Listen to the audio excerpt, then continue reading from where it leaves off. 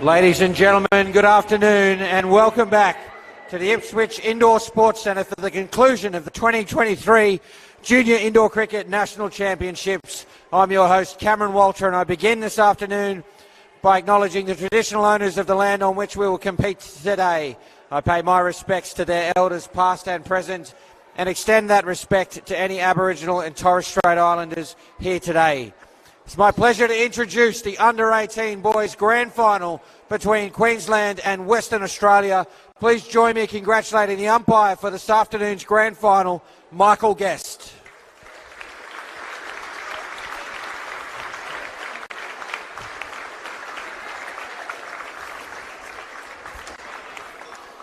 And introducing first, led out by their captain, Jude Carney, Queensland.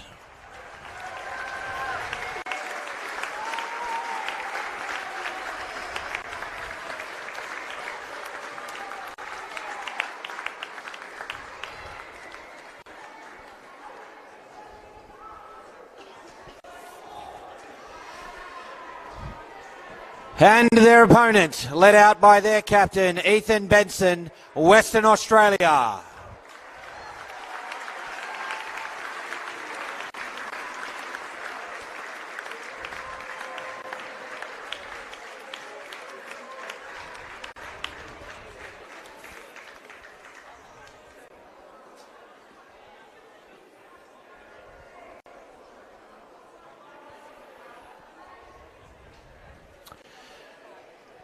We wish best wishes to both sides ahead of the grand final, ladies and gentlemen, here in the venue and at home. Get set for a thrilling conclusion to the National Championships. But first, if you are here in the venue and if you are able, please be upstanding. It is time for the Australian National Anthem.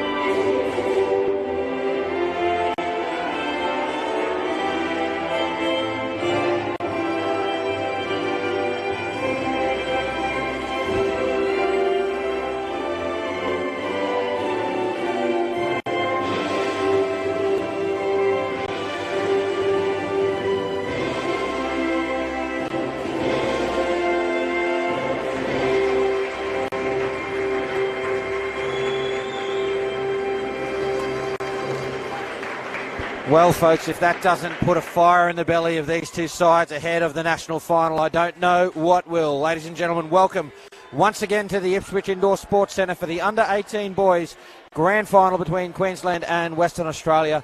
I'm joined once again by Australia's Matt Flores. Matt, good afternoon to you. Good afternoon, Cam. Thanks for having me again. Yeah, looking forward to a blockbuster conclusion to the championships here with the Under-18 Boys Final. I'll take you through the two lineups with Queensland, who will be batting first. Their captain, Jude Carney. With him, Kurt Bass, Damon Bass, Stephen Hogan, Ned Hanrahan, Hayden O'Connor, Hamish McKeon and Toby Lamond. The Western Australian side, they're captained by Ethan Benson. Joining him, Tom Murray, Cruz Harbour-Connell, Keegan Lynch, Nicholas Hendry, Angus Bloxham, Lewis Benton and Ben Cranny. The umpire for the final today is Michael Guest. And these are two fantastic sides. Queensland, however, deserved favourites heading into the game. Undefeated throughout the round games. Those two victories against WA, 98-72, so very close. The difference, one skin that went negative in that match. The second match, well, even closer, 12 runs. So really, really tight.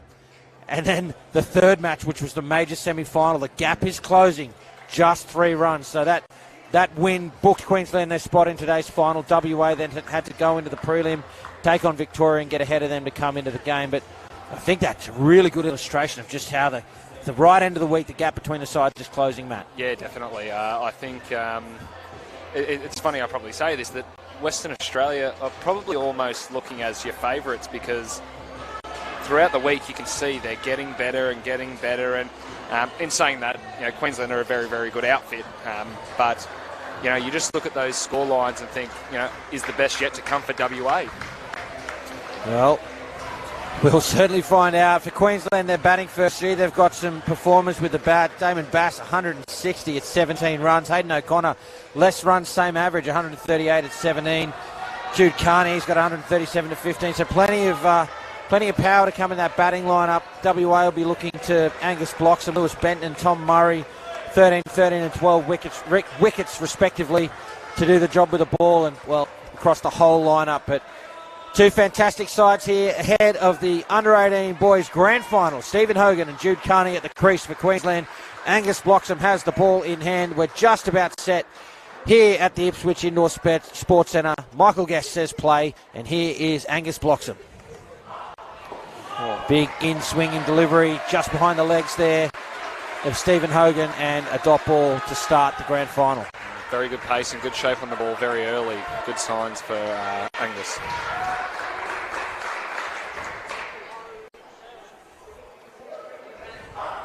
Oh, it's almost a carbon copy delivery there. That's tough to get away, Matt. It is, yes. And third ball straight up. So this will swing the momentum either one way or the other. Let's see if Steve Hogan can battle out this ball and get his partner on strike. The score has to change. It's a leg side that time. I like that Bloxham stuck with that delivery. It had been effective the first two. That one just catching the line on the way through. Yeah, aiming for the same ball, which is good to see. He obviously bowled two dot balls prior to that and backed himself to stick with the same ball. Oh. That's a quality shot from Stephen Hogan. That one just a little straighter, a little fuller, and able to read that well and grab it down up to the front court on the leg side. Brings Carney on strike for his first ball. Beaten outside off the left-hander. Ball shaping away. I like that. It's very easy with bowling to try and keep targeting at the batsman, give them no room, and I just like he stood the seam up there, backed himself to swing the ball past the bat. And does it again. Two dot balls to finish. A quality over there from Angus Bloxham. One ball went for a leg side. The other was a great shot from Stephen Hogan. 4 dots otherwise. The Queensland side will have to start the next over on third ball. A great opening over for both sides, really. Yeah, really good. I think the positive that WA can take away from that is that, I guess, the leg side is probably what got them going. So for them, they know that, okay, we're consistently bowling pretty well. So if we can then take out that leg side, then we're going to be putting the batting team under immense amount of pressure. So pressure applies already on third ball. Tom Murray will bowl it. A chance. The slap was just a little too high. So the extra time there that the keeper had to take to bring the ball down to the stumps gave Queensland enough time to get home. Still very tight, Matt. Yeah, very good piece of fielding that. I like how they, WA as well, Angus is a left arm fielder and thrower, so put him on that side. Very good shot that is. Yeah, it's a great shot from the Queensland skipper. His first runs of the final. Down up 2 on his onside. Good shot.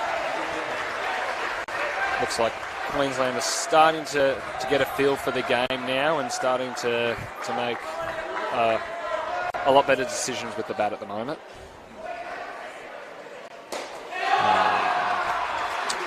And I tell you what, with 2 balls remaining in this over, that says a lot about that first over. They were under pressure. They saw it out without losing a wicket. They saw out the third ball and the first ball of this over, and now they're in the game. They've got their eye in.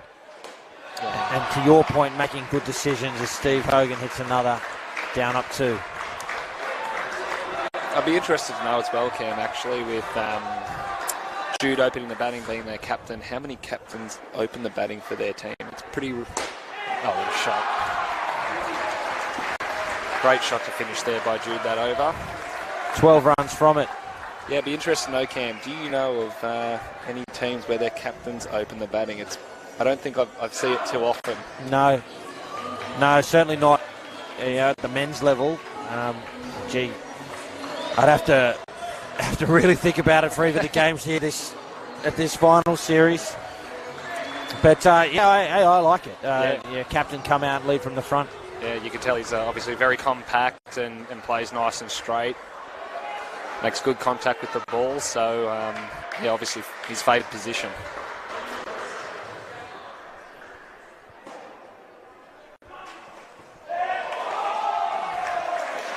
It's half a chance there. And they get through for one. The bowler, Nicholas Hendry. So based on previous scores, Cam, and how they've been going, what do you think? What do you think Queensland are aiming for? See this delivery. Good ball. Well, it's interesting to me that the winning score in the major semi was 15-ish higher than it has been in the past. So I don't know if that's going to translate into the grand final as well. But that is funny because typically you would assume that the round games would be high. Yeah, that's right. So that really interests me. It was really one big skin there for Queensland that did the job and got them to that 112, and WA really very nearly chased it down. Hendry continues. But based on the history there between the two sides, I feel like 100 is par. Yeah. Obviously 110 would feel more comfortable, but I think a minimum 90. Yeah. So between 90 and 110 is right about where Queensland would be aiming. Yep, definitely. A few ones down the leg side. Let's see if he can get his radar back right.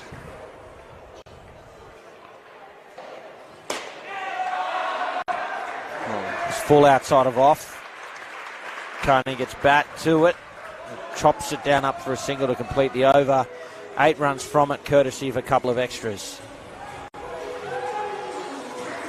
Of course, it's easy to sit here and say, well, they need to aim for 100, but they've got to do the work to get there. This partnership, if 100 is indeed going to be par or 110, they're right on track for that, having not lost a wicket yet.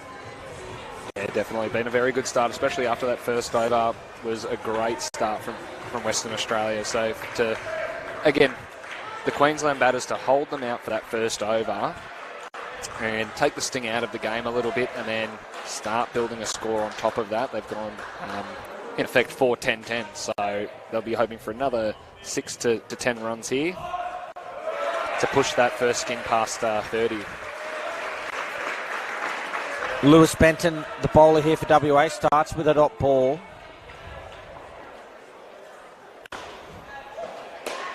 There's a chance at either end. It was in position to throw to the keeper's end, which is why the ball went there. Probably needed to go to the top unless he threw the stumps down direct. Yeah. I'm not sure if they've seen something in the batter specifically, but I noticed Benson there just standing back a few steps from where you would typically field in that position. Mm. Oh. It's a great shot from Stephen Hogan.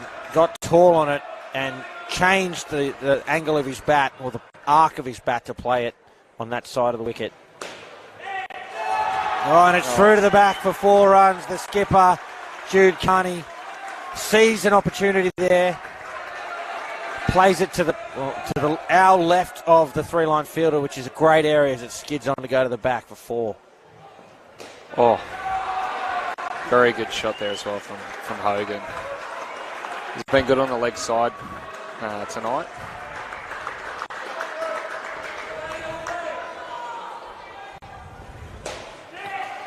A chance, it's a direct hit, but the skipper is home. They complete the opening partnership with a 2 to get to 35. That is a brilliant start. Batting first in the national final. Folks, if you've just tuned in, I'm Cameron Walter alongside Australia's Matt Forrest, and it's our pleasure to bring you the Under-18 Boys Grand Final here between Queensland and Western Australia as the 2023 Junior Indoor Cricket National Championships reaches its conclusion. Matt, Queensland be very happy with that start. That's an outstanding start. There's nothing more comforting when your opening batting pair come out and put 35 on the board, if you don't mind. So, look, I think the Western Australian team will look to regroup here. They, grand finals aren't easy. I'm imagining they're probably just calming themselves down now and getting back to what their plans are and making sure they keep the bowling tight, making the batters play good shots and putting them under pressure as much as they can. Hamish McKean and Toby Lamond tasked with continuing the flow of runs for Queensland. And they're going with Bloxham again. So I don't mind that. They're using him early. They're attacking early. Bowled a good first over. Went unrewarded. Can he convert here now for Western Australia? Second batting partnership ready to get underway here. Again, live from the Ipswich Indoor Sports Centre. Here we go. Oh, straight through. Bloxham does the job. McKay trying to play across the line. Excuse me, it was Lamond.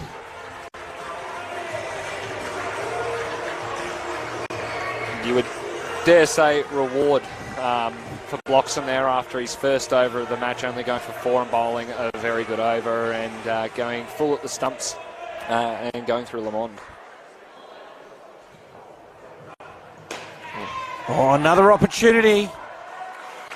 A good second effort there in the front court. And you can just sense that Bloxham's a match turner with the ball. He's got 13 wickets, well 14 now with that wicket off the first ball. Oh, he followed him. He did. He's again bowled, was it 9 balls so far? Yeah, 9 balls in this match so far. He still has 3 to go, and all 9, you would say, have been on the money. Oh, that's wonderful bowling. It just keeps going. The ball, it's a real late swing there. And it'll be third ball.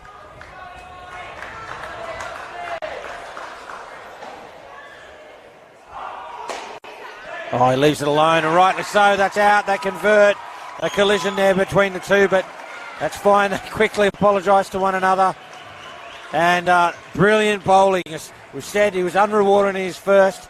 Hasn't changed anything about his plan. I think that's important. Acknowledges that the first over was well bowled. Okay, didn't convert. Stick to the plan. 2 wickets early. Unbelievable bowling. Yeah, very good. I was a bit surprised that they went with him again and bowled his second over now, but obviously the WA camp have been here all week and got a plan for today's match, and Bloxham has just bowled an absolute cracker of an over and probably brought Queensland back to level pegging now. Yeah, 2 for -9 off that over, so he finishes with 2 for -5. Tall, left arm opening bowler, bowling, hooping in swingers to a right-hander.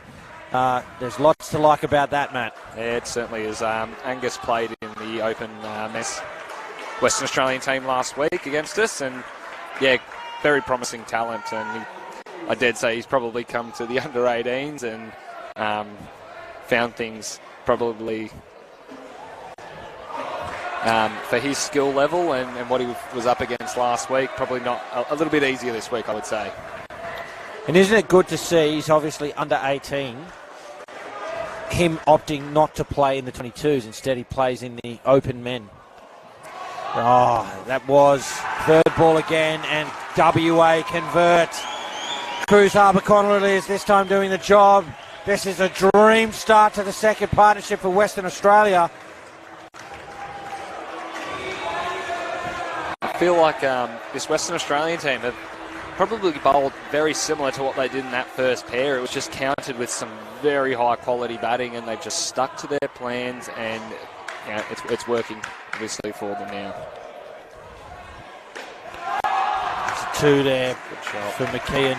But coming back to your point before, Cam, yeah, it's great to see that when we've got good, young, talented cricketers, whether they be male or female, that when we notice that early in our game, we give them the opportunity and expose them to as much cricket at a high level as possible early on. And that's obviously what Western Australia have done with Angus. So he may not necessarily, not just him specifically, but for those individuals, they may not necessarily be at the top of their game straight away, but through experience and time, they will get that, and they will be long-standing cricketers in our sport. One ball remains for Harbour Connell. A couple of wides. Full outside off stump, played through for 2 to complete the over. So despite the loss of that wicket, it's still a positive one, 3 runs from it. Yeah, to that point, Matt, I cast my mind back, it's probably 10 years plus now at least, with you and a few of the current veterans of the ACT men's side entering as a young team. And, weren't making grand finals back then. Here you are as national champion. So, seeing that happen across all of the states and territories. South Australia had a couple of good young players in that open men's team as well. Just really good to see. Yeah, spot on. It's and I think every sporting team at some point, whether it be cricket or AFL or whatever it may be, we all go through these periods of we're at our peak and we're doing well as a team collectively, and through natural attrition of people leaving the game, that you've got to rebuild or reset at some point. And some states are luckier than others where they've got a lot of depth and they may not go through that, but a lot of the states will go through that at some point. And I think it's about still having good people around. I know there's a lot of long-standing people in our game who continue to stay on and push the game forward as much as they possibly can. Keegan Lynch, the bowler, started with the leg side, but he has been right on the money for the next 2 deliveries. Right into the legs there of McKeon, and it will be 3rd ball now. Queensland still on -4 for this pair. 31 is the total. Another opportunity for WA. It's a great adjustment from McKeon. That one a little bit fuller. But not only was he moving across the leg side, but he was coming forward to play that shot. Sends it into the backcourt for 4. What a brilliant way to see off 3rd ball. And it certainly was. The thing I love from Hamish there is, again... chance now. Scrambled back and managed to effect a good dive just to get back. Good piece of fielding, though.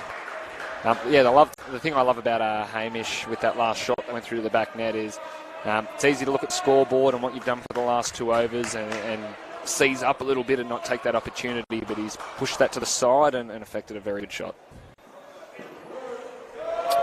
And no ball off the pitch to complete the over. 8 runs from it, and this partnership back to the positives. What a fantastic contest we're seeing already here, the under-18 boys grand final. Be interesting to see who WA opt for the final over. For me, Cam, this over here is a key point in this game. Typically you find that if this pair was to go on and push through and scrap and get to their 10, we might look at the scoreboard and say 10, they didn't really bat too well, but in hindsight or retrospective, when you look back at the game, if those last 2 pairs for them then hit 30 and another 30, there's their 100 that they're looking for. Whereas if they were to almost give up and think, no, we didn't hit our 30, it's easy to give up now and not sort of push the score on, they end up with -5, then, the last 2 pairs could go 30 and 30, but what does that really do for the whole total overall? Oh, that's a great piece of fielding. It's Lamondes home, though. You have to remember this pair at one point, -14. So if they do get back to something like 10 and, into double figures, that's a 24-run rebuild.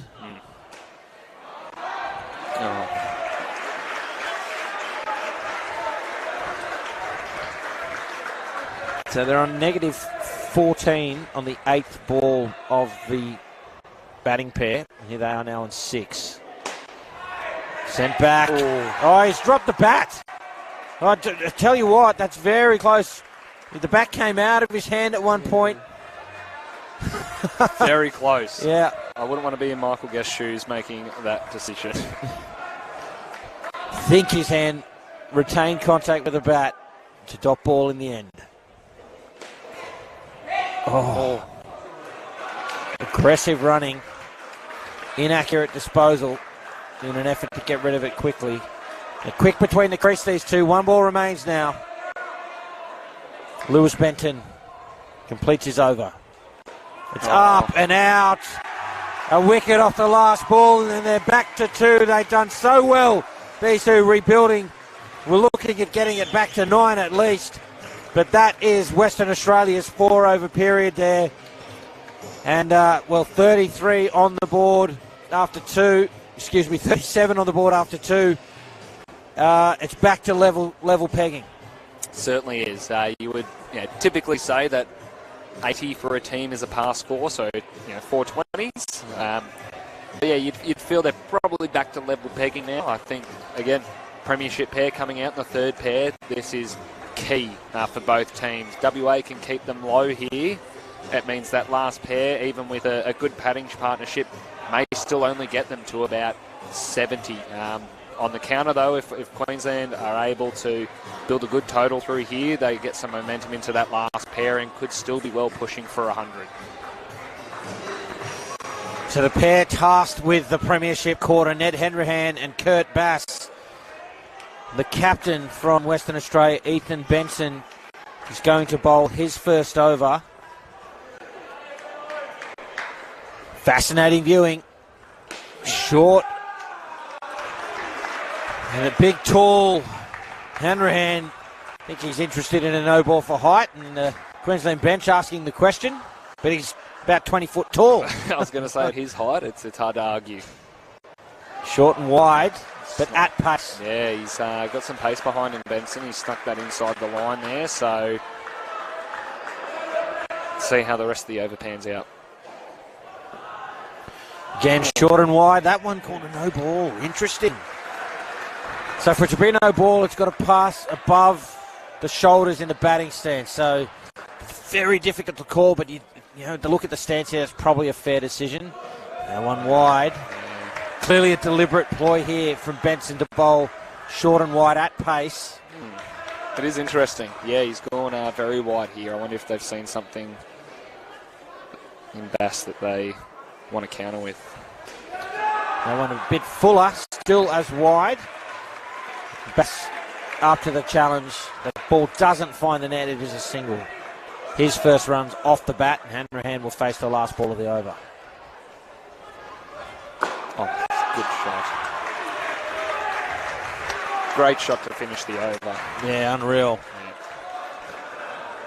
So 9 runs from it.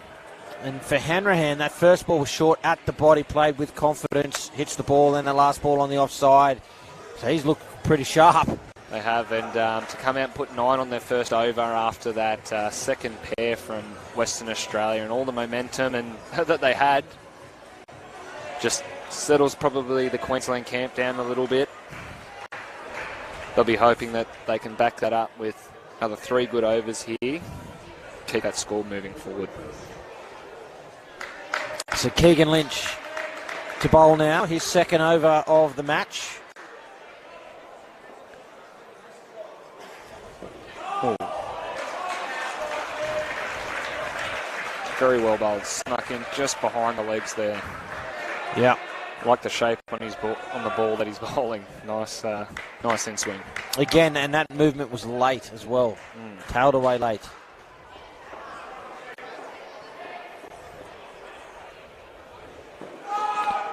That one catching some of the line on the way through. Ooh, probably a harsh call.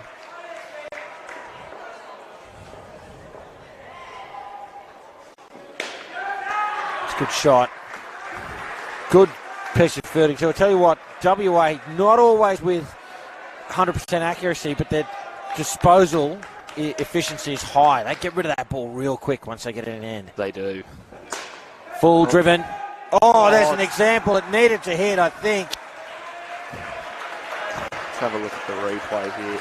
Oh, no. Ben Crenny there on the 3 line doing a great job. Yeah, very good piece of fielding and good call from Michael Guest.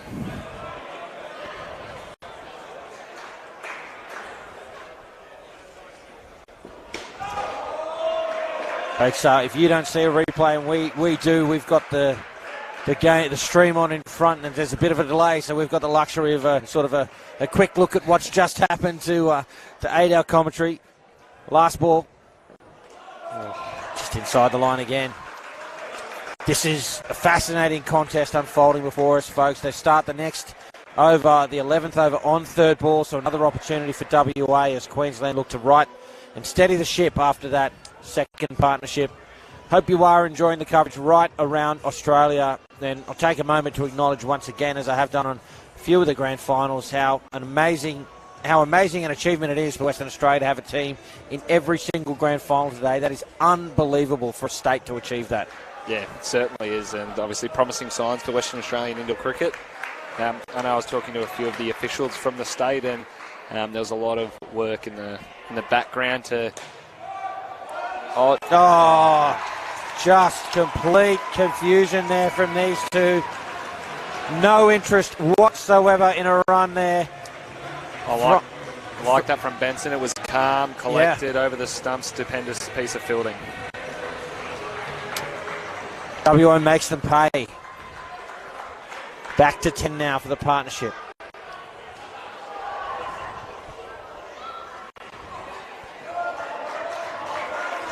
It's one of the risks when you're trying to play that down-up shot there. You can see Hanrahan was trying to chop that into the ground.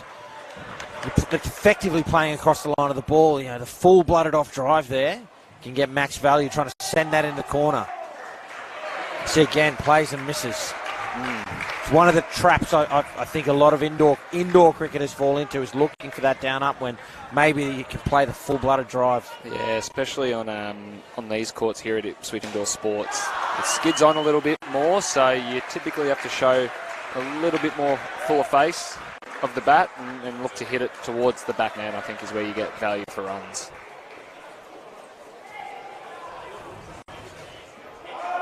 Yeah, same again. That's 3 balls in a row to Hanrahan with the exact same result. One of them they scampered through for a single. 1 ball remains.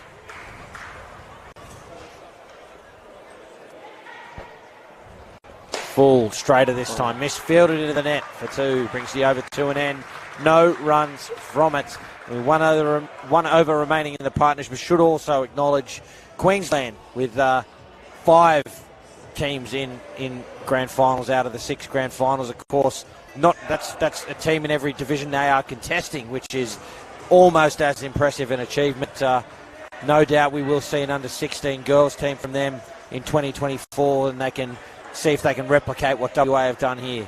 Yeah, no, definitely. They've always been strong Queensland in the indoor cricket arena, so no surprise to see them with plenty of teams playing finals today.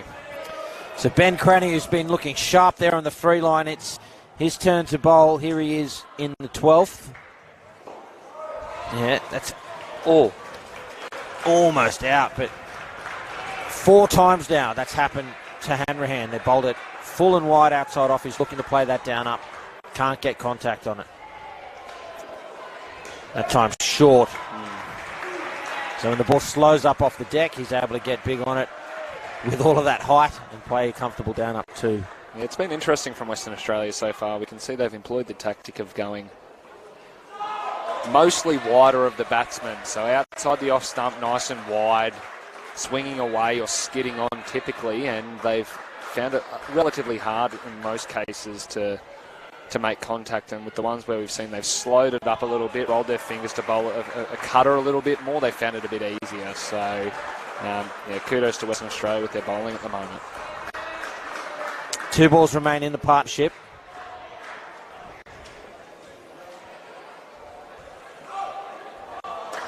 Left alone, right into the legs.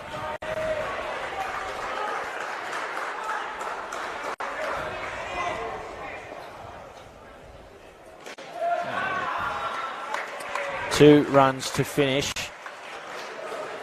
Another great contest there. 4 competitive overs, 20 runs is the partnership. The total is 57 with 4 overs remaining in the innings. And I was talking about sort of 90 to 110 being what Queensland are aiming for. They seem to be well below that now, but you have to remember, if we go back to that major semi-final, The final batting pair for Queensland put on 46, and that's the two young men that have just entered the court now, Hayden O'Connor and Damon Bass, with 17 and a massive 29, respectively. So this pair can do some damage. Now, I'm not saying they need 46. They'd love 46 to get them 100 plus. But this pair's certainly capable of pushing it up to that sort of 90, possibly three figures, and take some of the wind out of the sails of Western Australia, who so far bowling really well. Yeah, definitely. Obviously, the more runs, the better. But I think in the Queensland camp, they'll probably be reassessing here and making sure that this pair make sure they get their 23 runs, push it to that 80 on par, and then anything on top of that is a bonus. Here's Ethan Benson. It's a misfield into the backside net for three. And Damon Bass is away.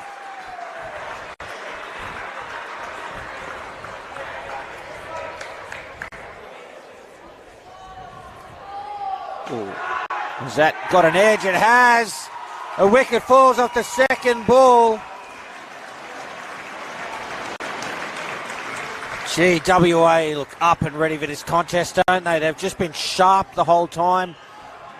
You know, Queensland have been batting well in periods, but WA just keep coming and find a way to take a regular wicket. Yeah, I like the shape Benson's got on the ball at the moment. Good pace, good shape. There's another chance. They can't get the ball cleanly. Through for two is Hayden O'Connor. His first run's a positive direction.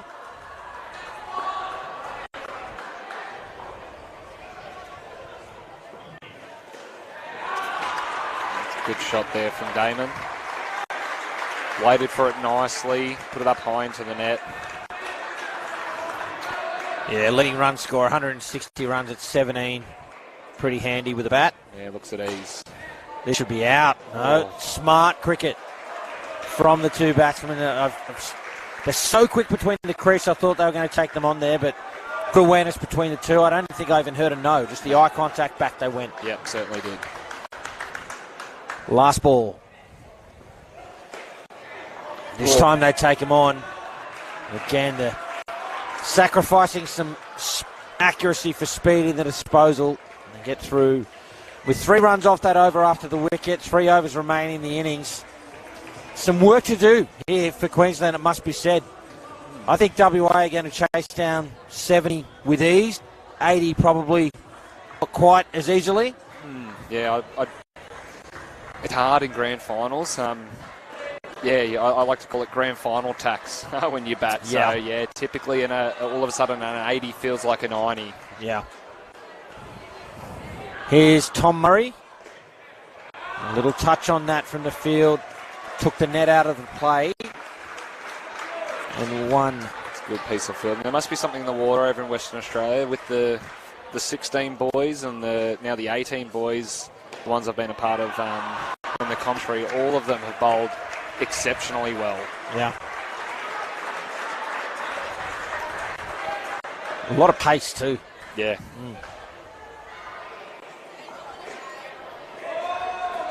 I'm someone who bowls at about 2 kilometres an hour. I'm incredibly envious. I've seen you run around the court, Cam. You're a bit better than that. Only in D grade.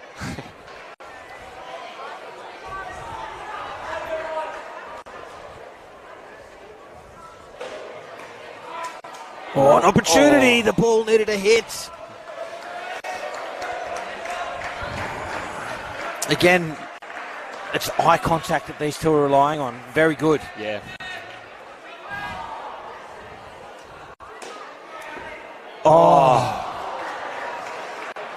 That's brilliant fielding. Had much more time than they thought and probably could have gone to the top. Yeah, definitely. It was a good piece of fielding, and I think he would have backed himself to hit this time 9 times out of 10. Yeah. Cam, he just happened to be the one he missed. Yeah. And for our viewers at home, I know you can't get a sense of it here at the centre itself, but it just feels like there's a bit of an anticipation in the air, just waiting for something to happen, whether it be the batters hitting one through to the back net to get their team going, or just like we just saw, a really good piece of fielding to affect a run out and swing the momentum back in their favour. Yeah, and a big crowd here at the Ipswich Indoor Sports Centre. All of the teams from all of the divisions starting to filter back in here for the presentations. All the parents, obviously, that have made the trip here for the under-18s. Thank you to them, and thank you to the parents that are watching at home for your support of these young athletes. Here's Nicholas Hendry. That's a wonderful shot for two. Really compact with the bat there. Great shot.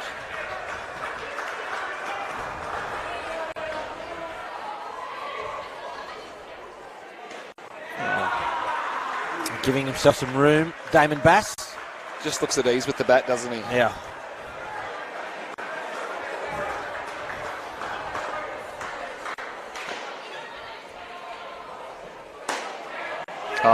Through to the back. Big runs. They move to 18 for the partnership, 75 now. So with 9 balls remaining, they are in this position where they can get to 90, possibly even 100 with a couple more shots like that. And there you go. It was just what I was saying, that shot through to the back net, and all of a sudden you can feel that, the Queensland bench are up and motivated, and the crowd are a little bit involved in the game now as well. That's a wonderful shot. Just wait for the call. It looked to me like it was the back half side of that division, but no, it's 2. Another great shot. Confidence is a funny thing in the game of cricket. We got a few of those early and got hit in the leg, and gets one through the back net, and all of a sudden he's hitting the ball nice and clean now. Oh, is that out? No. Oh, I'd like to see a replay on this. Oh, tell you what. Oh, Michael Guest has the best view in the house of what just happened. But I'm not sure. Have they called this a dead ball? Yeah, I think someone's might have been. There we go. Oh, why is it a dead ball? I'm not sure. I think Angus might have been hit in the face there, unfortunately, off the bat. And as you're well aware, Cam, as soon as there's head contact, dead ball immediately. So I'll be honest, I'm not sure whether they re-bowled the ball or... No, that delivery with the ball was dead as soon as it... Now, WA, if that had been...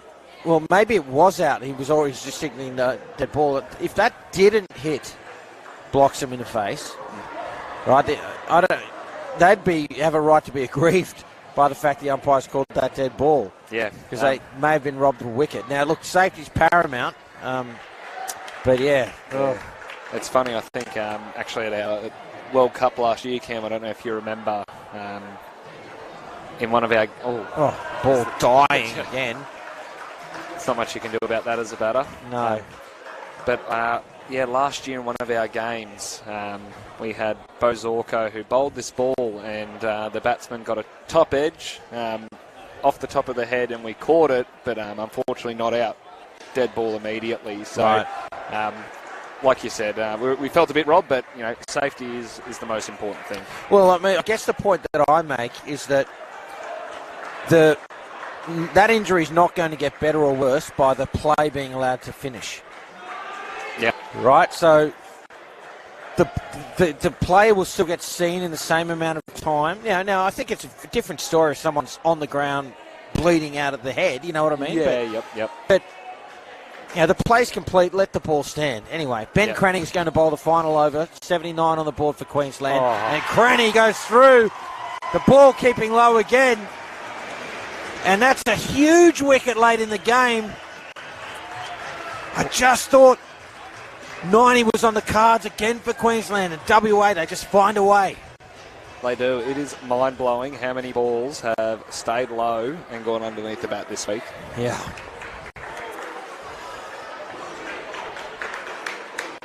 It'll be frustrating for the batters. Yeah, it is. But like you said, Cam, I think it's that looking to play the down up and, chop on the ball a lot. Typically, you're going to find the ball sneak under the bat more times than not. So, I'd be interested to see if they employed the tactic of looking to hit towards the back a bit more and what that would change. Whoa, straight through. Another wicket. It's 2 wickets in 3 balls. Again, keeping low. Time hitting the off stump of the left-hander. What a turnaround, Matt. Unbelievable.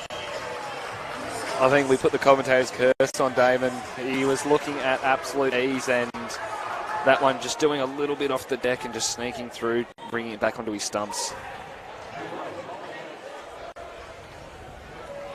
Oh, follows up. 2 wickets in 3 balls with a leg side. Yeah, he'll be kicking himself over that. He was bowling such a good over, and obviously still is, but he would have been a lot happier had he bowled the dot there. There it is. It's full, it's wide, it's driven to the back for 4, and some of the damage undone by way of that extra and the 4. And that's an example. If it's there to hit, it must be. Yeah. 2 balls remain. Oh. It's a single. We move to 77.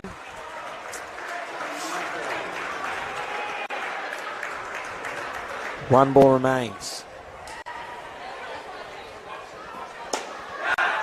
Ah, it's out. A wicket off the last ball. The WA have kept Queensland to 72.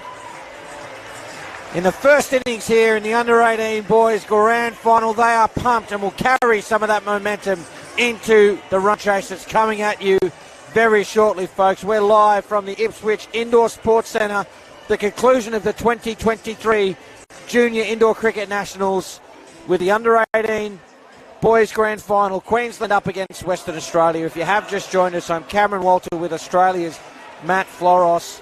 And, well, you talk about the grand final tax. Queensland have just paid it and then some. They have.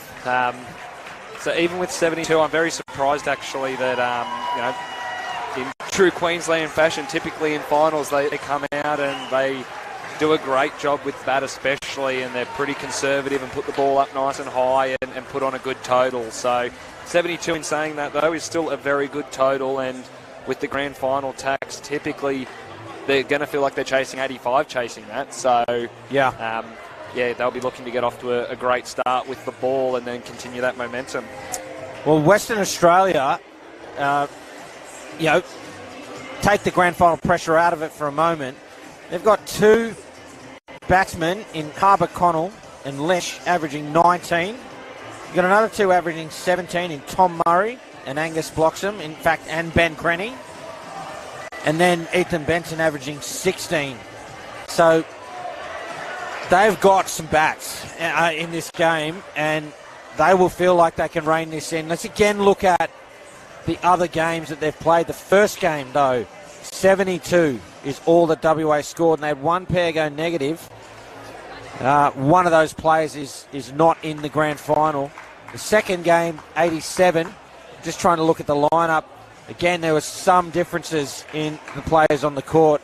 That the major semi-final where they got 109, looks like an identical lineup. It does, so that to me is more indicative of what this batting lineup's capable of. It's just going to be the grand final pressure. Yeah, certainly will be. It's and it's that perceived pressure is what I like to call it. It's the only pressure is the pressure you put on yourself, and you know it's a grand final. It's a big crowd, loud atmosphere, so it's about blocking that out and just making sure you still do your job, do the right things, and keep pushing that total forward. So WA will need 73 runs from their 16 overs. They've opened with Cruz, Harbour Connell and the captain, Ethan Benson. Stephen Hogan is going to open the bowling for Queensland, and the run chase in the grand final starts now. Oh, it's another ball just absolutely dying off the pitch. And it's a fair delivery to start, a dot ball.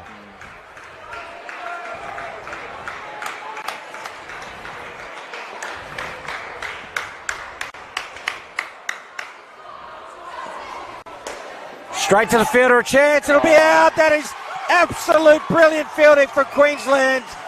The 2 key pieces of that, clean hands there on the 3 line from Hanran, I believe it is, and the receiver falling away, gathers the ball and in one motion whips off the bails. That is incredible fielding. Yeah, I was just about to say before that ball, Queensland are typically a great outfit in the field, and I wonder if they're going to show it with that today. And there we go, one show very early.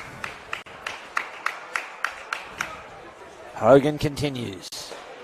Another chance at the top. The throw this time had to hit. It does not, and they're through for 2.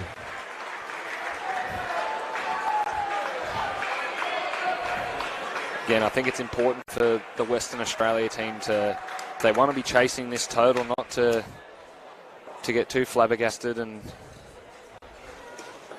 start doing things that are outside of their typical skill set. I think is, Queensland are going to bowl well, and they're allowed to bowl well. They're a good outfit. It's just about making sure that they counter it with some good batting. 2 balls remain in the opening over of the run chase. Full on the legs, played well by Harbour Connell for 2. Little bit of a collision there. Again, it's up to the batter to avoid the fielder, and they did do that. So no harm, no foul. 1 ball remains.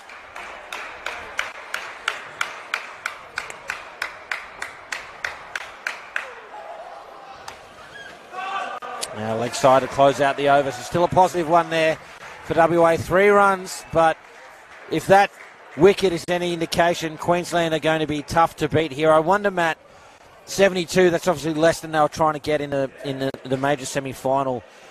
So they're capable of 100 plus. Chasing 72, to me as a spectator, feels like a batting side will be happy to absorb a few more dots and maybe not take that run and, those sorts of things, which at the end of the day makes it more difficult to chase. It does, yeah. And look, typically you would do that.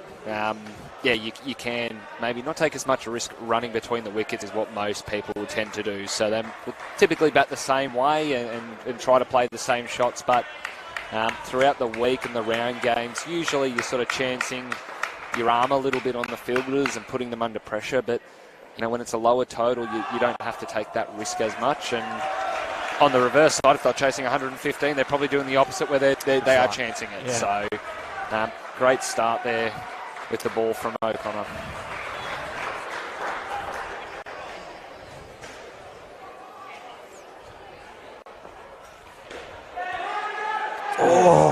There's a chance at the keeper's end. Some aggression there with the calling.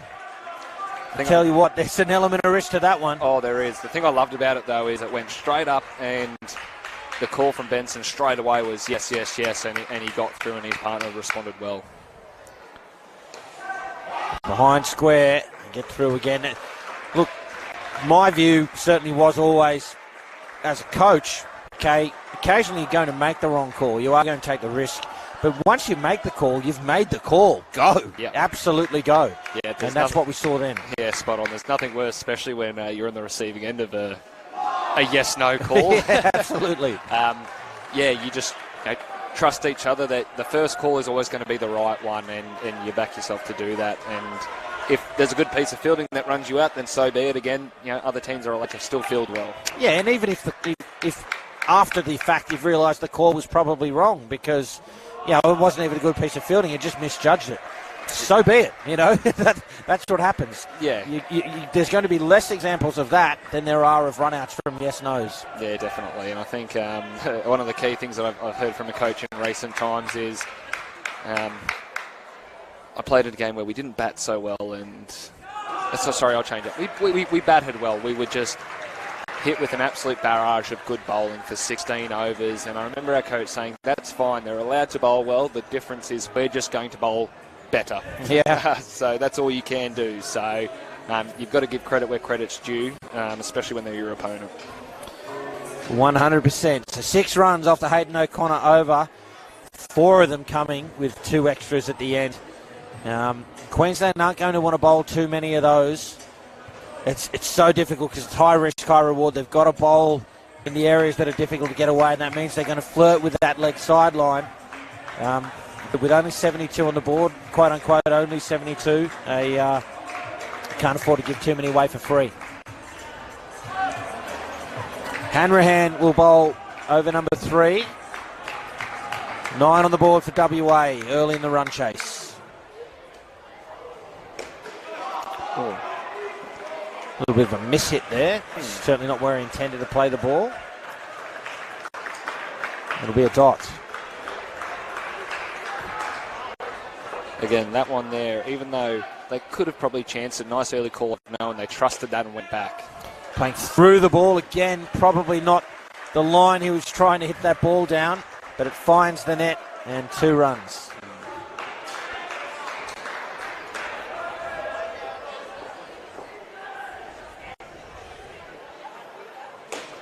Oh, off the fielder, it'll be a dot ball.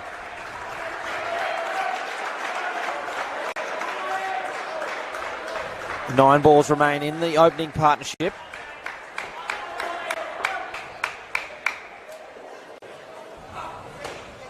It's a lovely shot. It does find the net. Harbour Connell adds 3 to the tally. A very nice shot.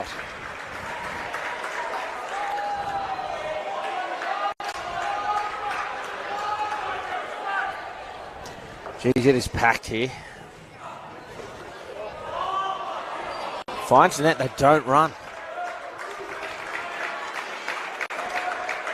A little bit cautious there. I mean, look very cautious. Yeah.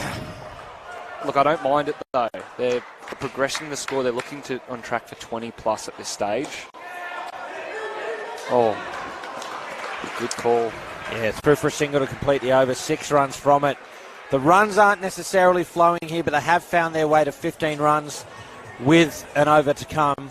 And all they need to do is 20 plus, and they've done their job here, the opening combination for Western Australia. Yeah, exactly, and that's the way they're tracking at the moment. So another good over here for Western Australia will put their minds at ease, at least for the time being. And on the flip side, though, a wicket here from Queensland then flips that pressure straight back on that Western Australian team. And they'd probably then be banking on that second pair, looking to hit 25, maybe 30, to get them back on level playing field. And Damon Bass is the leading wicket taker at the moment for Queensland. Here he is. Beats Benson outside off. Now it's funny, I was watching these two batters, Cam, and thought they had quite a good technique and looked like good young cricketers. I'm getting word through that there is a chance that these two will probably be in line to potentially make their Opens debut next year for Western Australia, all things going well. So I probably should be watching them a little bit closer if that's the case.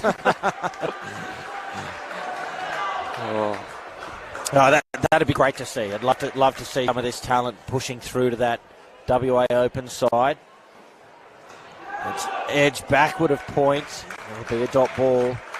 WA, an example you were talking about before, states go through rebuilding periods. They're in one of those right now, but how bright is the future if this is who's coming in as part of that rebuild? Yeah, it's so good. I just love seeing a young cricketer with a lot of skill just...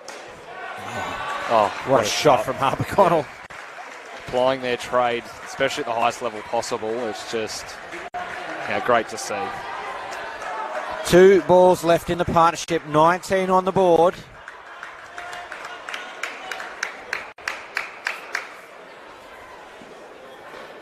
What's happened there? Looks like he's hit it about 3 or 4 times and skewed it off into to the side net. Yeah. A dot in the book. 1 ball remains now.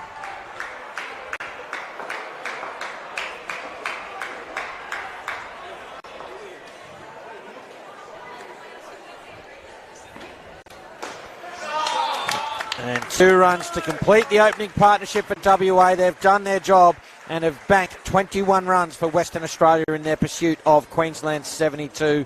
Ladies and gentlemen, I hope you are enjoying the live coverage of the 2023 Junior Indoor Cricket National Championships, the Under-18 Boys Grand Final between Queensland and Western Australia. It's a fascinating finish to the tournament.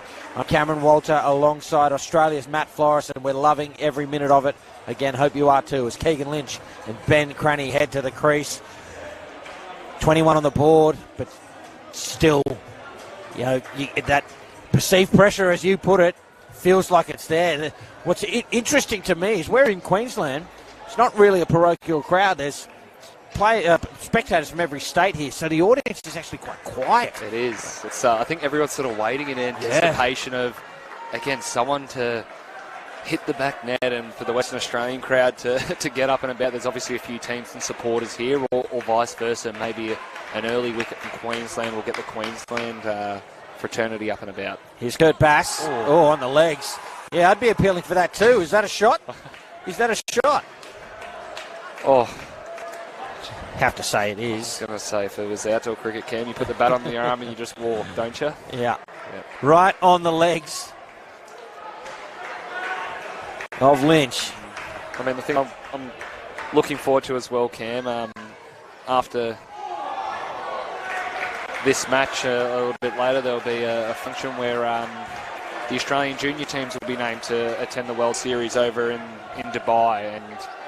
And as you know, the men's Australian team are also touring beforehand, and I believe I've had word for Brenton Bryan that will have a day off to attend the opening ceremony and potentially watch a few games as well. Oh, so, that is sensational. Yeah, that's sensational. The dates cross over. That's brilliant. Yeah, very much looking forward to that. So third ball safely negotiated. Ben Cranny faces his first ball, another dot. Kurt Bass bowling quite the over here. They need overs like this, Queensland, to stay in the game.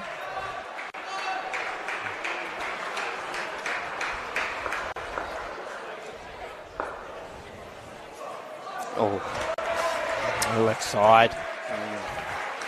Just looks like at the moment, so far at this batting pair, I know it's early on in this batting pair, but looks like they're just trying to absorb a bit of this pressure and barrage that Queensland are looking to bring. That got big on him, kept it down. A dot ball to finish. An excellent over there from Kurt Bass. Only 2 runs off the bat and a leg side there. 4 runs from it, but similarly to the first over of the game, I think it was, or might have even been the second pair, the batsmen just soak it up, as you were just saying. They don't lose the wicket. They'll take 4, and now they're in a position where they can build towards that 20 plus that WA are looking for. Yep, definitely. Toby Lamond, it will be, bowling over number 6.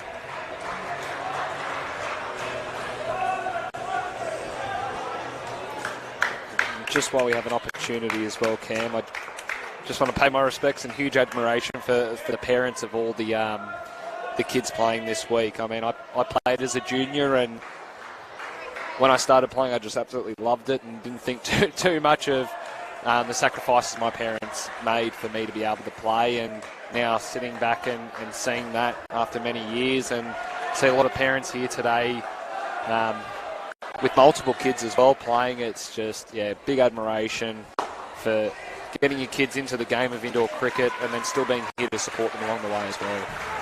Yeah, well said. Echo those sentiments for sure. You're through for a single off that last ball.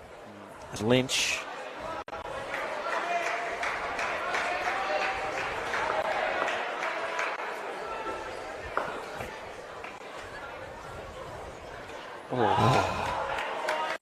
The delivery. Another good piece of bowling.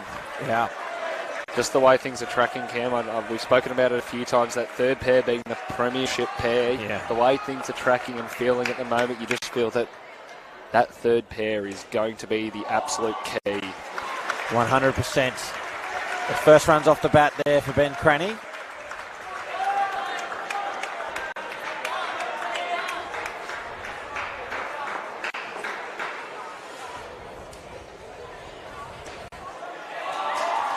The down up sweep or pull shot, whatever you want to call it, the paddle. The paddle, yeah. 2 runs.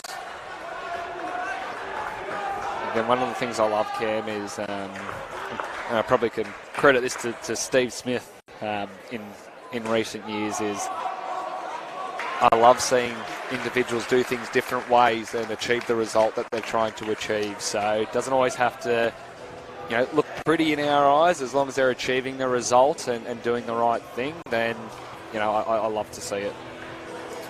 Yeah, absolutely. It's one of the frustrating things. You see a lot of I guess, inexperienced coach is trying to do, is trying to correct a player who's just got natural ability.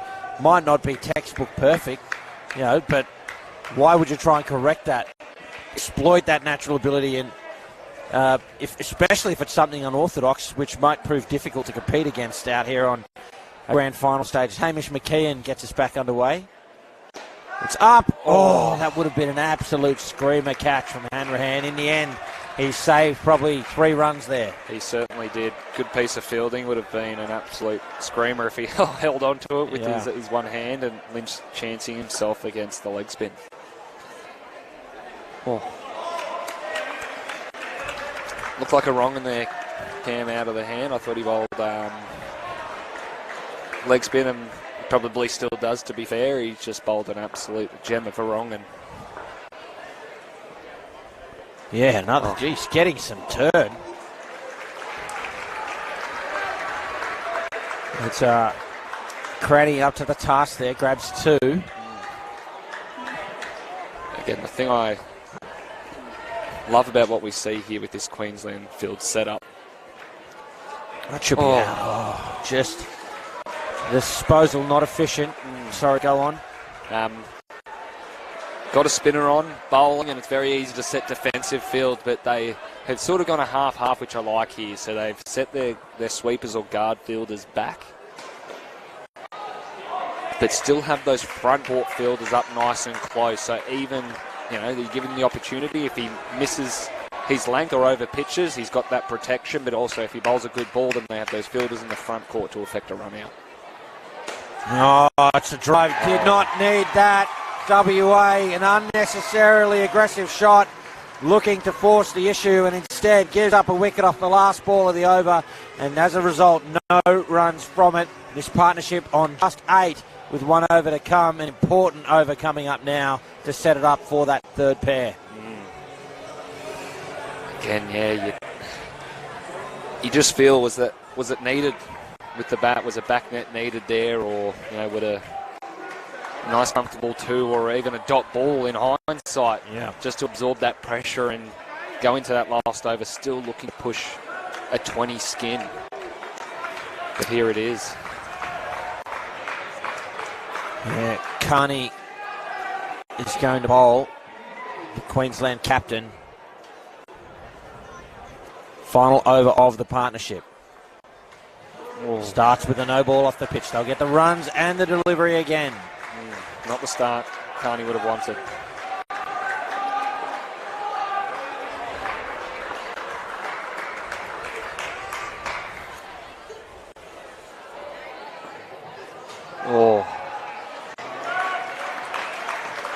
Beats the bat. Good piece of wicket keeping there from Hogan. I haven't seen it, Cam, but I don't think Queensland have a left arm bowler in their lineup from what I've seen so far, and just looking around, I don't think they do. I know Western Australia had Bloxham in particular with the ball, and I just like the variation a left armour brings to a bowling lineup. Yeah. We're lucky enough in the Australian team. We've got Josh Drever, who just gives you that variation where, the batsmen aren't getting the same thing and get used to it. They've got to play it from different angles. Oh, again, the rush of blood. Ben Cranny out twice in 2 balls. And Queensland edge in front here, courtesy of those 2 wickets.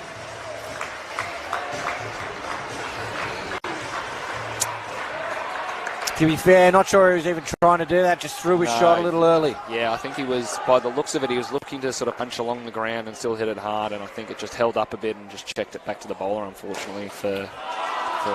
And that's a good response from Cranny. He's out 2 in 2 balls, and it's banged up at 2 for his side with 2 balls remaining.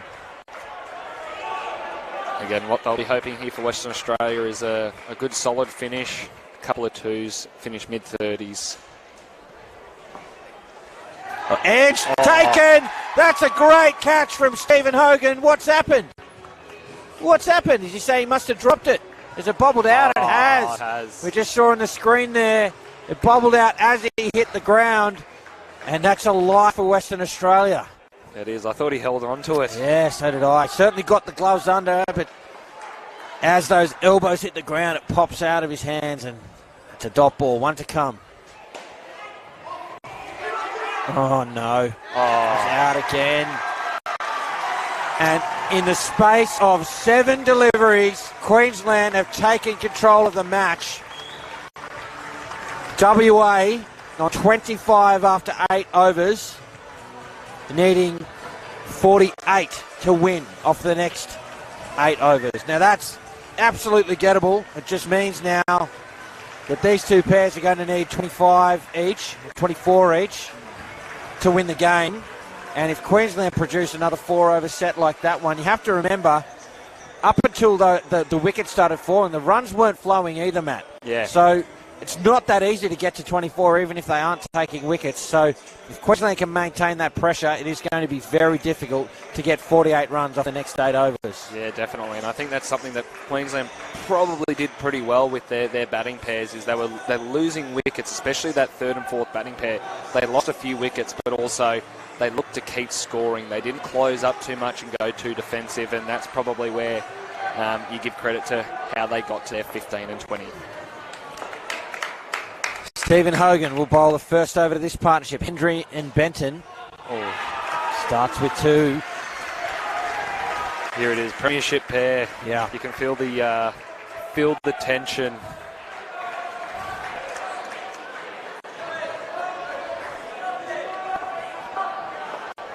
Benton will face his first ball. It's edged. It falls safe. It's 2. Look, I'm going to call it early, Cam. Do we have a super over? No. I can't handle it. Oh.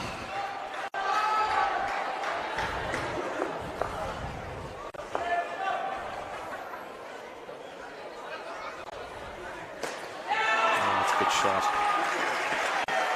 Very calm, collected. Hit it up nice and high, Hendry. Yeah, some long-time fans of indoor cricket may remember that back in the day, if there was a tie, you would play a mini game, so a half-size game, which would take an hour, which I really detested. Yeah. It's a chance that he gets back. Yeah. I'm pleased to say I was part of the group that proposed and adopted that super over, and it's proved to be thankfully a really exciting change to the way that tied grand finals are decided. We've seen 2 of them so far, both at the Masters level. Yeah, I don't know about you, Cam. It's through. Hogan does the job. Queensland in charge here in this run chase. Cracking ball. Yeah. Obviously, WA looking very comfortable, and Queensland unrelenting bowling just pegs them back. I'm going to be controversial on you here, Cam, with the super over. I think we should give credit, and if there is a tie, we should give credit to who finished higher on the table, and they take out the game. What are your thoughts? Or am I too controversial? Oh, I don't know that it's controversial. This final ball from Stephen Hogan.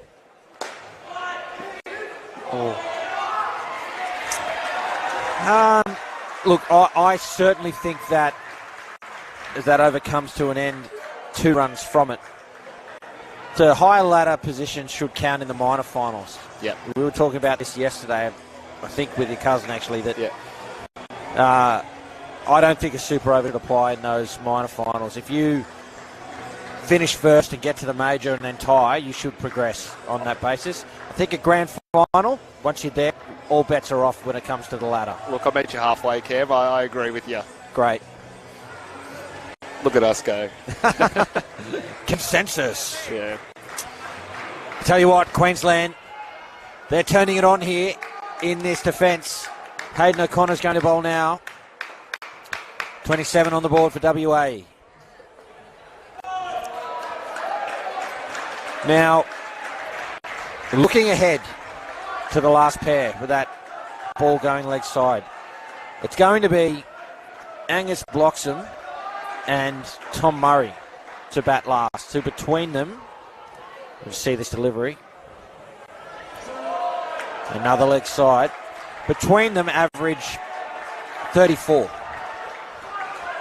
Again, let's ignore the grand final tax for the moment, but assume that they can get something like 30, maybe even 40 if they really had to.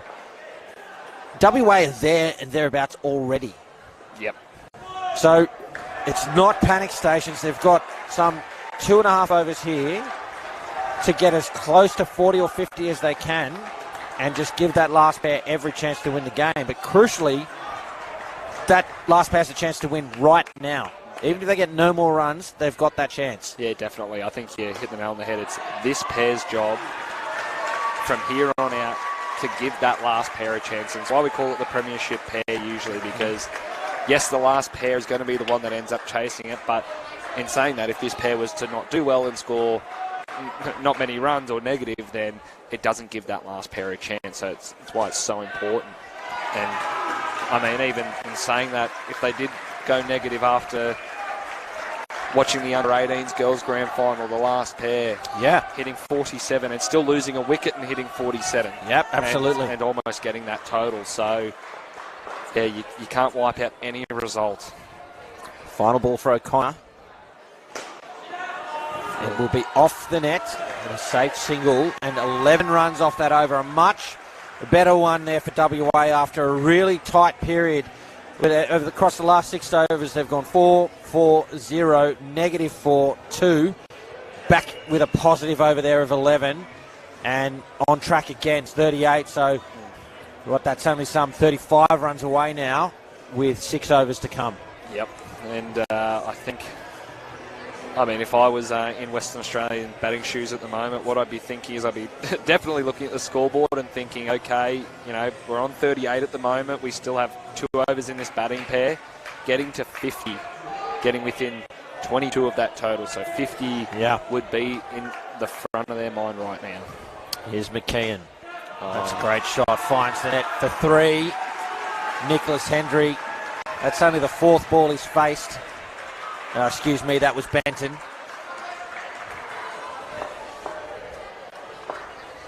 A great shot from Benton. Now Hendry's on strike.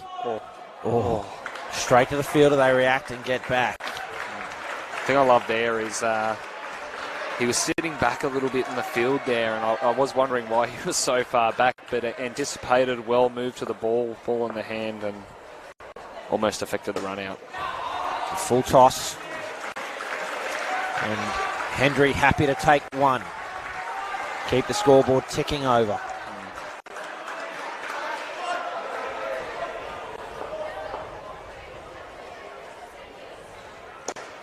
Oh, it's a chance for Hanrahan. He was a quick collection, a quick turn and throw, needed to hit, and probably would have been out, but gee, a great dive as well from Benton may have been home. It's good cricket, 2 balls to come.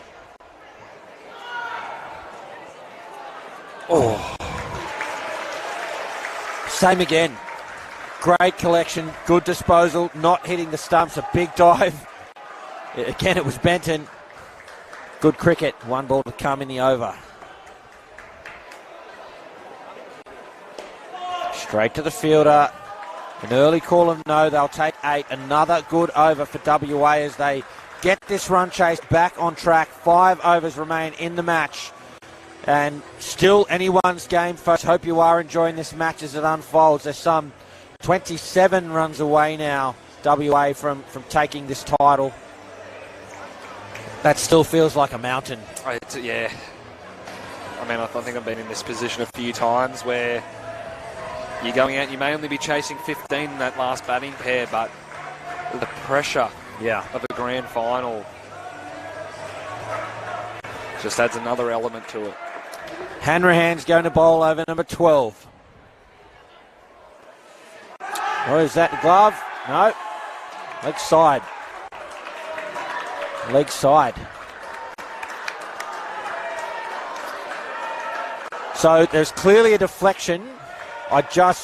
From where I am, I don't know whether that deflection was off the gloves or the arm of Hendry or whether it was the keeper. But certainly the reaction from the fielders is that it was the gloves. Yeah. That'll be out. A brain fade there from these two. They did not need to do that at all. There was a great little rebuild. Now they're back to 18 and 30 runs away. Still with 5 to come in the over. Yeah, it's not what you want after getting a leg side as well. Yeah. still having 6 balls, you just feel that they could have just absorbed that dot ball then. There's a single. The thing I've loved about Benton and his batting so far is just his desperation to make his ground. Yeah. When it's close, getting down, diving, probably taking a bit of skin in the same motion. Top just falls out of reach of the 3-line fielder. He flung the arm out there. McKeon can't get the ball. 3 balls remain.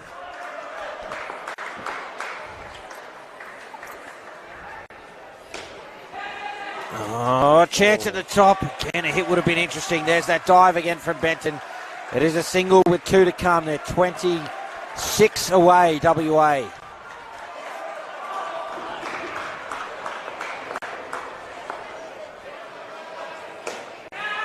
Finds the 3 net.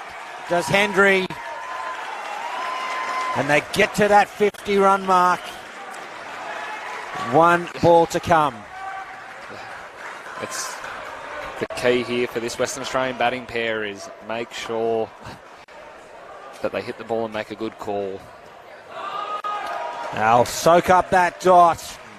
And an exhilarating contest here, folks, is about to reach its conclusion. 4 overs remain in the under-18 boys grand final between Queensland and Western Australia, and 22 runs separate the two sides as Bloxham and Murray take to the court. This is going to be a blockbuster conclusion to the tournament. Thank you for staying with us throughout the day and throughout this match. If you have just joined us, I'm Cameron Walter, and with me is Australia's Matt Floros. I'm going to ask you to make a pick here. Assume you're a betting man. Who is your money on at this point? Look, I'd have to say Western Australia. Just with that momentum of that third pair, I mean, yes, they put themselves under pressure and lost a wicket in that last over, but I just feel with the experience of, especially Bloxham, he's now played 2 weeks of indoor cricket, so he's probably hit enough balls in the last 2 weeks that he's probably feeling very confident. But what makes it hard is 22 is just, it's teetering. That's that total that you just, if it was 15, that'd be probably an easier prediction. So Jamin Bass is bowling, and that is a great start from Bloxham, who opens his account with a 2-run deposit. That's the start he'll be looking for.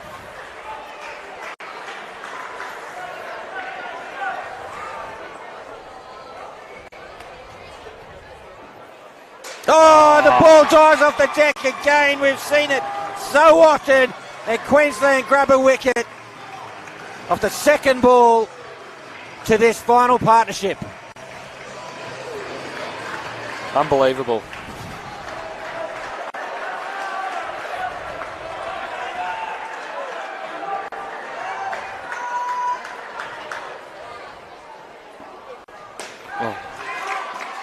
Oh, I tell you what, a direct hit, that would have been out. Good piece of fielding there. I think just a flick off balance yet. It was. I think we're all looking towards this back end of the court, expecting him to turn and throw and pull this all. So exactly the start Queensland would have been looking for. Well bowled.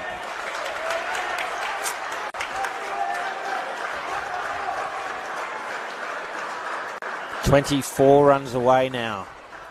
I'm not sure who's left to bowl, but you would be assuming that Queensland would be looking to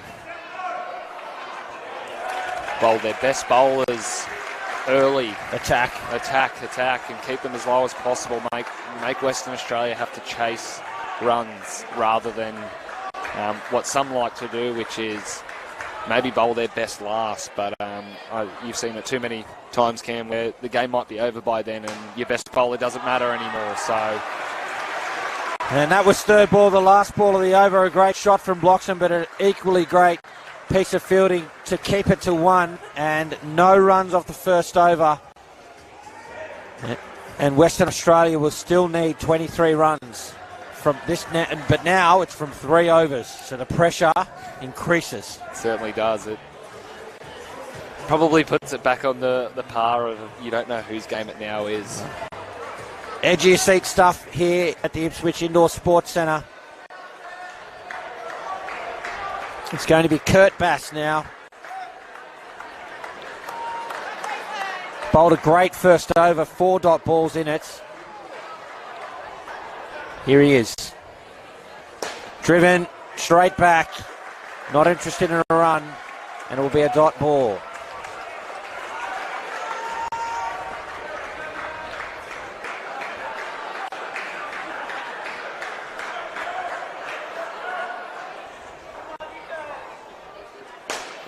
Oh, it spills into the net. A chance at the keeper's end. The throw is wide.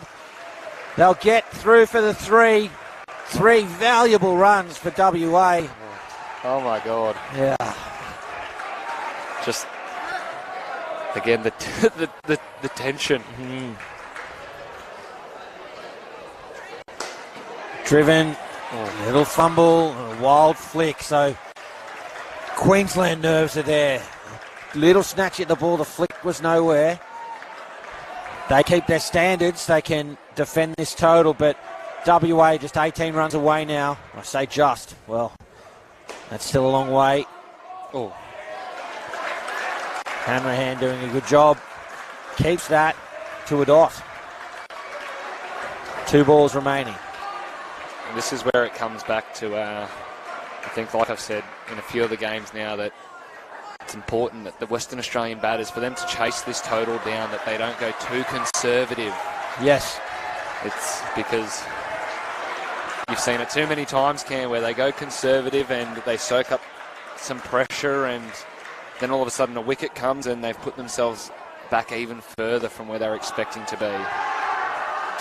So a dot ball off the last ball. A better over there for WA. 7 runs from it. And 16 runs needed now from WA off 2 overs. That's still going to take some getting. And you probably think that Queensland maybe only need 1 more wicket, possibly 2, to win the game. So it's on a nice edge here at Ipswich with 12 balls remaining in the match. It's going to be Toby Lamond. His first over had 3 dot balls in it and only 4 runs. They'd take a 4-run over here, wouldn't they? Oh, wouldn't they just, yeah. Look, I don't know how many times I've heard you say it, Cam, where we get to the last pair and we always say, I think 3 wickets is what they need to win the game. Yeah. And there's been 1 so far, and you would dare say that 2 wickets would make it comfortable. Yes. I mean, they'd be very, very happy with just 1, yeah. But 2 would make it comfortable. And it's 3rd ball now, a huge opportunity here for Queensland. Driven, a chance at the top. Oh. Tom Murray is home. It'll be 2. They move to 59 with 10 balls remaining. They are 14 runs away.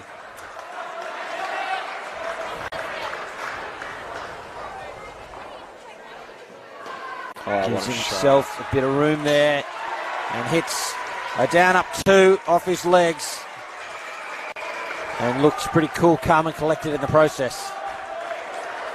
Didn't he just? Wow.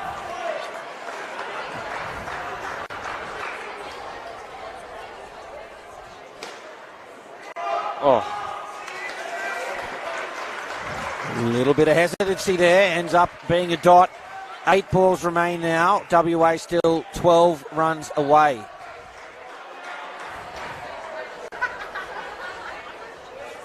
Driven.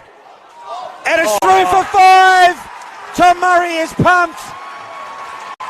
It just got the better of Jude Carney and just slowly rolled its way to the back net. A huge shot, and they move now 7 runs away from victory. Western Australia with 7 balls remaining. Which net has it hit? We'll wait for the call. It's a great shot either way. We'll just wait for the umpire to put this in the book. It is 3 runs.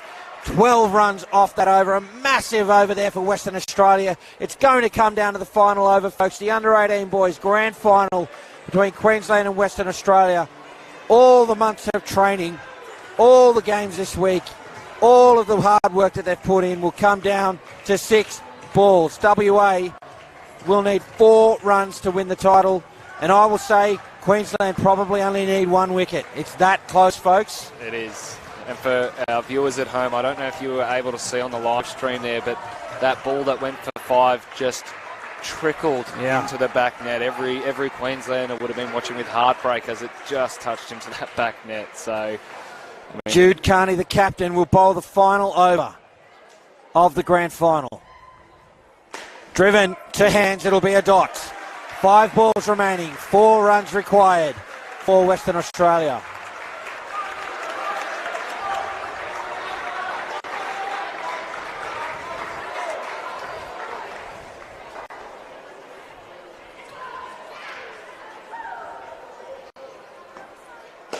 Driven.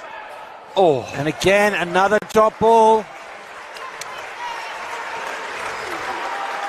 It will be 3rd ball. A huge moment now. 4 balls remain, 4 runs required. It is 3rd ball. The score has to change on this delivery. It's Carney to Bloxham.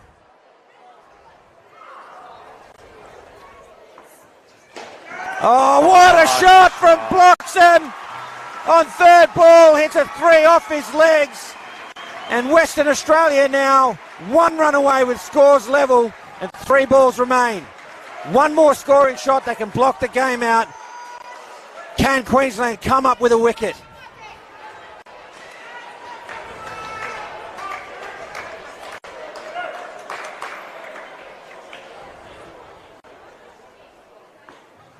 Oh, beaten.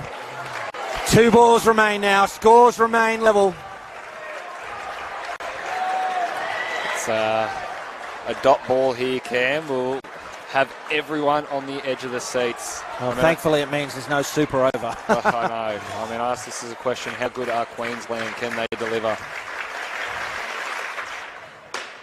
It's backward a point. It needed to hit, and they are through, and they've gone ahead with 1 ball to come. Angus Bloxham will be able to block out the final ball of the match and give WA the title. Can Jude Carney produce a miracle here and steal this game back from WA? The final ball of the under-14 boys grand final. How do they set this field up? Got to be close on that exclusion zone. They are. Murray is here at the back of the court. They're clearly not going to run. You'd expect him to go full at the stumps. Here it is, the last ball. And there it is, Western Australia have won the title on the last ball by a single run. They are your under-18 national champions. It's heartbreak for Queensland, but what a thrilling finish and a thrilling game, an amazing exhibition of indoor cricket.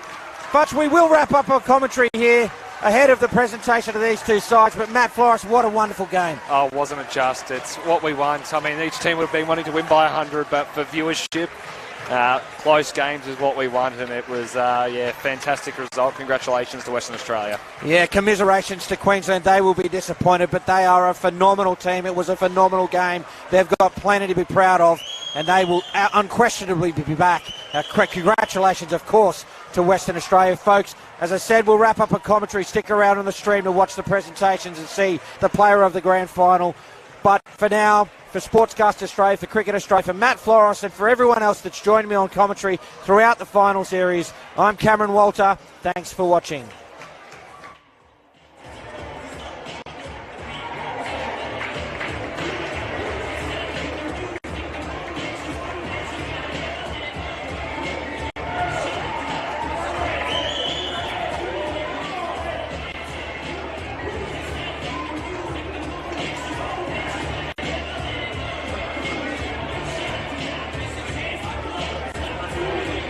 Ladies and gentlemen, please put your hands together for our 10 finalists in an amazing game, Queensland and Western Australia.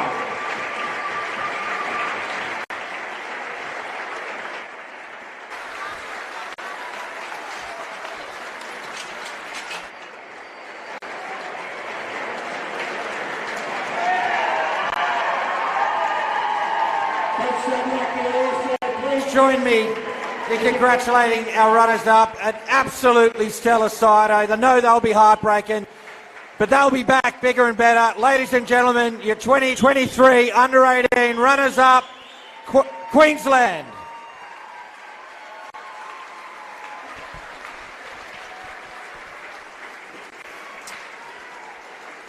And it now gives me great pleasure, ladies and gentlemen, to announce the player of this amazing grand final. From Western Australia, Angus Bloxham.